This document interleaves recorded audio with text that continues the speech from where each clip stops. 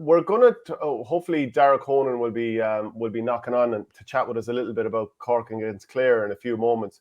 But I suppose just some of the injury stuff here. Pat Ryan says that Robbie O'Flynn, he's going to be out for 6 weeks. So assuming Cork continue and get beyond the Munster Championship, which isn't a done deal at all, they'll be hoping that they get far enough for him to come back. He's had a terrible year with injuries. And Aidan McCarthy, he's touch and go with a quad injury. How do you see this weekend going between Cork and Clare? Obviously, we were just saying there, Sean O'Donoghue looks like he might be available for game time. Aidan McCarthy, he's touch and go.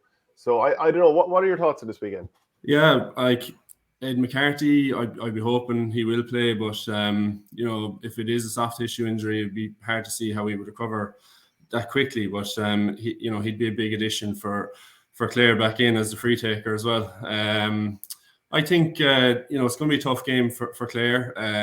Cork, I kind of thought Cork at the outset would have a big year this year, and it kind of looks now like this is a must win for both teams. I'd be hoping, I thought it's hard to read much from what from the Waterford game last week, but I thought obviously the Limerick performance was very good, and I'd be hoping that Clare are kind of on that upward trajectory. And I think, and I'm kind of hoping as well, that the home advantage will be enough to kind of see us over the line. If it wasn't in Thurles, I'd be, a little bit more nervous about it. You'd imagine Darach as well. Like it's some weekend of games, but this is basically a de facto kind of Munster semi-final, isn't it? Really, if Clare win, they're probably in a Munster final.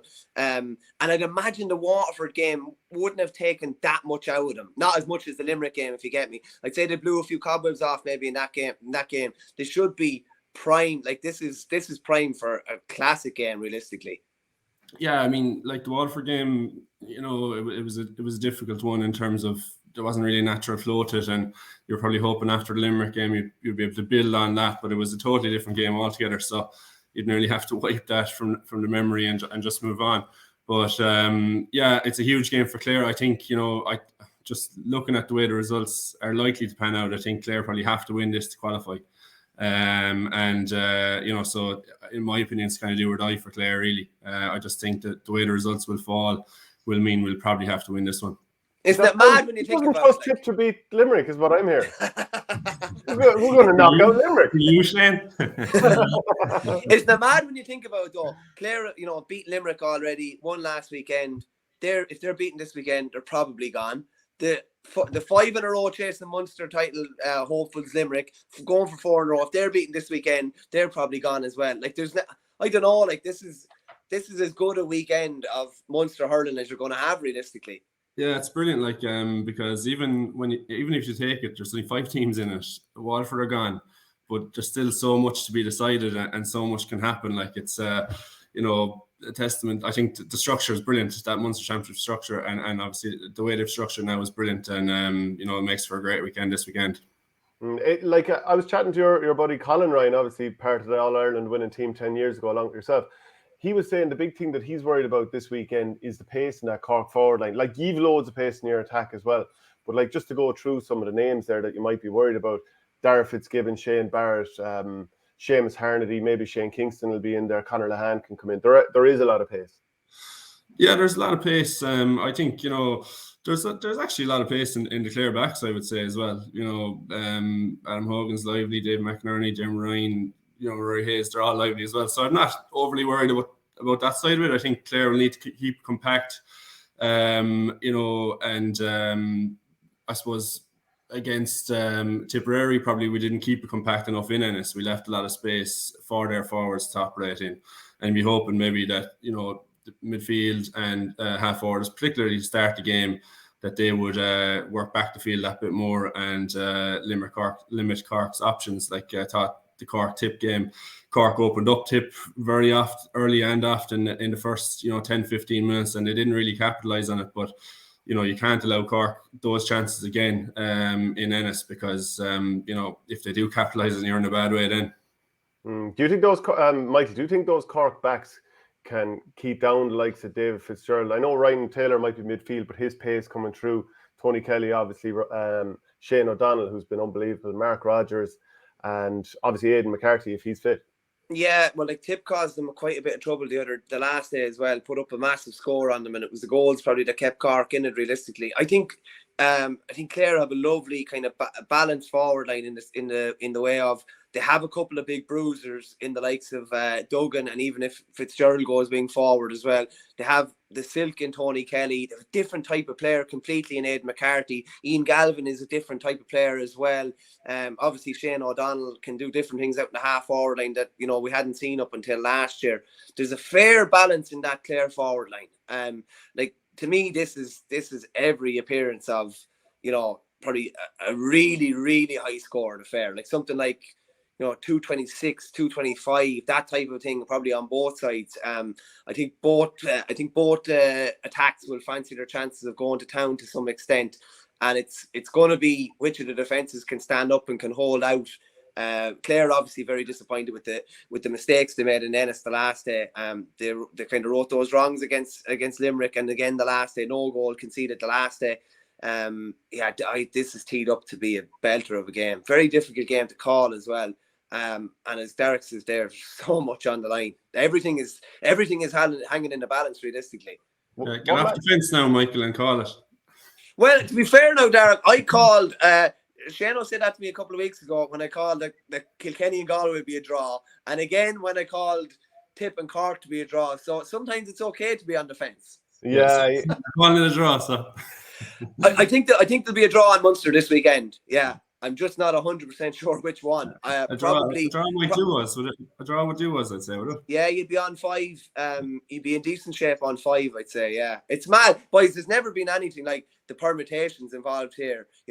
If Tip win or if Limerick draw, or there's a million different pieces that you're moving into place here. Do you think in some ways, Darach, the way that Waterford set up and having Darragh Lyons, because he's a good player, but having him corner back on Tony Kelly at times, and I suppose some of the inside forwards playing out and some of the outside forwards seeming to be playing in. Just Waterford seemed a bit all over the shop. In some ways, did that give a false reflection of where Clare are at? Could that be a risk? Yeah, it was totally baffling watching the game last day. I mean, the first half particularly, it was a tough watch, honestly, that game. Where tactically Waterford were just all over the shop, and it looked the way they were structuring their attacks was a bit more like a rugby league approach, where they were running in lines and taking kind of a pot shot from out the field. Generally, from one of their defenders was taken on the shot from midfield, and inevitably most of them went wide. So there was no real flow to the game as a result. The Clare forwards were going out and back, following them in. They had to mark them out the way and then coming back in. And after a while, you could see them kind of getting to grips with the Waterford puck out. And as Waterford were progressing the ball out the field, they were leaving an awful lot of space behind them. And Dave Fitzgerald and Ian took advantage of that very well. Where if for those hurling traditionalists who wanted a bit of an encouragement, the goal that Clare scored in the first half gave them that, where it was direct hurling into Dave Fitzgerald, quick pass and bang, goal, and oceans of space left in front of the Waterford backs. It almost felt like Waterford were playing with no backs or no forwards, which was just hard to work out how they managed that, but they did. Yeah. Is there any matchups that you're excited for here in this one, Michael? It's always interesting to see from an opposition point of view who's going to pick up Kelly. Whether I thought it was very smart, and Brian Lohan has done it several times. When they knew Caleb Lyons is going to pick him up when they played Waterford, they played him in corner forward or full forward. When they knew Darragh Lyons is picking him up the other day, he went in full forward, he went in corner forward, brought him into an awkward spot. So it'd be interesting. If Sean O'Donoghue comes back, you wouldn't see him going straight on him. Niall O'Leary's probably maybe more likely, or maybe Jeremy Merrick, maybe. Yeah, maybe he was probably quiet enough the last day. That's definitely going to be an interesting one. Out around the middle of the park, we've talked about him regularly, Shane. I do think Ryan Taylor is a player that makes Clare tick. Have to say, and will Brian Roach maybe pick him up and maybe try and do a stopping kind of job on him? Potentially, because I think Taylor puts Clare on the front foot a lot of the time. So that'll probably be 2 or 3 that I'm particularly looking forward to. Yeah, Darach, what do you think? Yeah, it's going to be interesting to see who picks up Tony. As always, it's going to be interesting to see what they do, how they approach Tony. The Tipperary and the Waterford approach was man marking, and Limerick kind of give him that bit more freedom usually. I don't think Darragh Lyons was the right man for it, and Tony showed that going on. Getting man of the match, scoring 13 points, but it was pretty smart of Clare really to, when he was being picked up by Darragh, just to put him in the corner because he's not used to playing cornerback. And to bring him in there, there was a good chance to take advantage of that matchup. For this weekend, I suppose, I'll be interested to see how Fitzgibbon gets on centre forward. He had a brilliant game the first day and a bit quieter than the second day. So John will probably be picking him up at times, and it'll be, as always with the half forwards, you're kind of you're marking them, but you're relying on the lads coming back the field to help out, to chip in as well. Clare probably don't do that man marking thing really out around the middle of the field anyway. But yeah, there's loads of interesting matchups. I suppose inside, who's going to start for Cork inside? Will Lehan get back into the team? And if so, who'll be picking him up, because I think he's a player that can do damage. Isn't that a really interesting one? Lads, there's a couple of lads that generally for Cork seem to get a massive bounce off the bench. Kingston's one of the best players off the bench of the last 10 years, I'd say, and his scores are backed up. But then when he starts, he's generally a lot quieter and he's called ashore, and they maybe don't have the same option coming in then. Lehan was brilliant the last day when he came in. It's a very tricky one. Do you start him and then maybe risk getting not nearly as much out of him, and then what you're bringing in isn't as good? It's a difficult kind of a balancing act for Pat Ryan there. Yeah, with Kingston, it's a funny one, because I always feel like he's a brilliant player, and when he does get on, even when he's starting, I feel like he offers an awful lot. He probably got taken off a bit, sometimes when your father's over a team, they're nearly overcompensating, so that everyone's perceived to be treated the same. But I think he's been an excellent player. I definitely have him in from the start, and he'd be a player to be very worried about if he was starting. So interesting to see, he surely did enough to get into the team the last day. I think Clare will win this game, and the reason I do is just looking at that forward line. I just don't see how Cork, who are they're a team that's probably changed around a little bit. They have a new manager under Pat Ryan, and I think he's going in the right direction. But I just don't see them being able to stop the physical power of David Fitzgerald, Cathal Malone.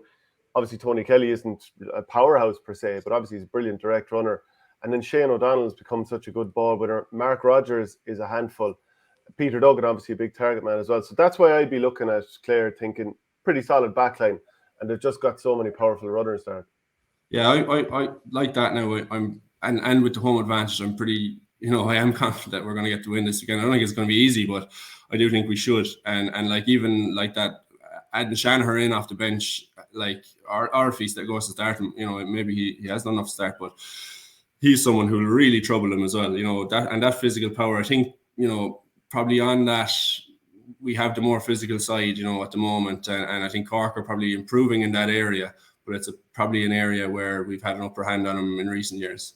Can I just ask you, Darach, quickly, right? So everyone would say that Cusack Park plays a lot smaller. I've played there a couple of times. I wouldn't have noticed too much. Do you, Clare are a big physical side. Cork want space, want to open up. As Cyril Farrell would say, if you give them room to dance, they'll dance. But will they have room? Does Cusack Park, do you feel it plays tighter than what the dimensions actually are?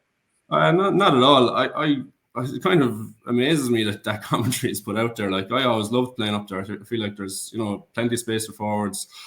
And maybe it's a case of, an away team coming in and, well, they say this, obviously the fans are kind of on top of the crowd, and you can kind of see maybe a visiting teams moving in the field to get away from maybe, the lads from West Clare giving them a few.